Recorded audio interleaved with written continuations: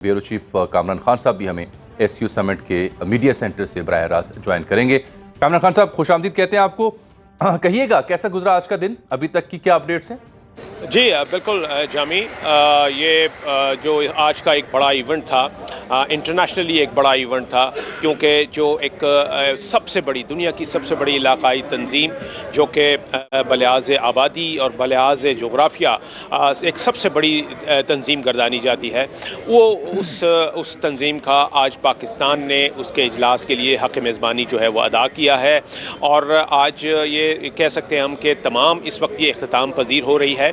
और जो इस वक्त वज़ीर आज़म पाकिस्तान हैं वो अपने जो कंक्लूडिंग रिमार्क्स हैं, यानी कि इस कॉन्फ्रेंस के इख्तिताम पर जो अपने कंक्लूडिंग रिमार्क्स हैं वो दे रहे हैं इस वक्त। इससे पहले जब उन्होंने इस कॉन्फ्रेंस का इफ्तिताह किया था तो उस वक्त भी उन्होंने एक पूरी स्पीच में, अपने की नोट एड्रेस में, इनागुरल एड्रेस में उन्होंने जो इस वक्त खित्ते को दरपेश मसाइल हैं उनकी निशानदेही की थी और उन मसाइल के हल के लिए मजबूत कोशिशें करने की ज़रूरत पर जोर दिया था।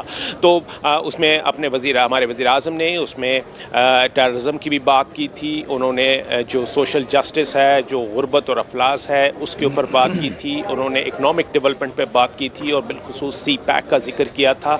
और उनका ये कहना था कि ये इस तरह के ये इशूज़ हैं जिससे कि तमाम इस खित्ते के तमाम रुकन ममालिक जो है वो किसी न किसी तरह से इन सूरत हाल से असरअंदाज हो रहे हैं।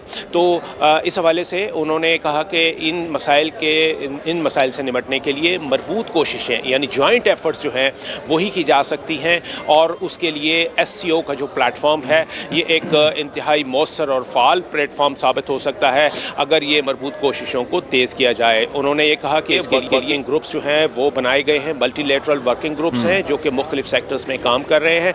और उन्होंने पाकिस्तान की तरफ से इआदा किया कि इन कोशिशों का इआदा किया कि पाकिस्तान जो है वो एससीओ के चार्टर के साथ भी कमिटेड है और इसके अलावा जहां भी मसाइल जो हैं वो सामने आते रहेंगे उनसे निपटने के लिए मजबूत कोशिशें जो हैं वो की जाती रहेंगी।